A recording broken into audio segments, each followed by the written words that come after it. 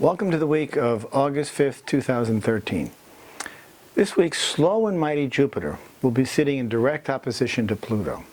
So even though Jupiter likes being in Cancer where it is exalted, the presence of Pluto does bring about a sense of destruction in some order. Destruction is simply a euphemism for transition, so it may not be literal, but figuratively we'll see some major dramatic shift. Jupiter expands the dialogue dramatically, so the results are equally as inflated. One of the outcomes of this alignment can be manifested as resistance. What does that look like? Well, we may be faced with a situation that requires action and nothing is done. Or we might find that we try and stop something that is inevitable. Of course, with Jupiter involved, it always becomes a big issue.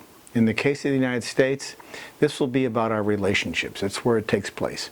Our relationship to other countries and vice versa. The big, bold Leo sun is deep in the middle of his ruling sign and is shining brightly.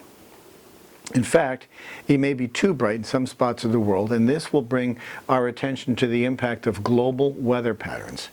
We may see some very dramatic weather in all extremes, and we are having an impact on the outcome of this. This is what's most important.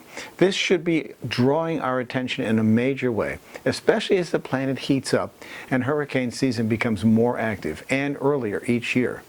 Late in the week, we'll see the moon shift into Libra and trigger the Pluto-Uranus connection, which may bring on some strong emotions out into the open.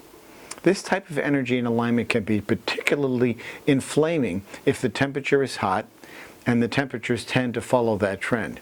If you see a potential, for conflagration in your life, beginning in your relationships, you do have the choice to allow it or to walk away. This is where free will enters into it. Anybody with cardinal signs will feel the impact of this. Astrology comes from accuracy. When you know the exact details of your chart, you get instructions for your own particular journey. These are like an owner's manual. By using the date, place, and time, you can see exactly where the action is in your chart. It hones in on that particular area that only you have. It's accurate, predictable, validating, and in short, astrology works. I've been working with charts and planets for years, and the timing and action is real and validating beyond belief. Each Saturday, I host a radio show called Turning of the Wheel on Contact Talk Radio, every Saturday morning at 11 o'clock.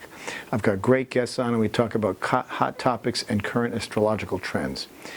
One of the best ways to find out about where this action takes place in your chart, however, is to contact me at chris@chrisflisher.com.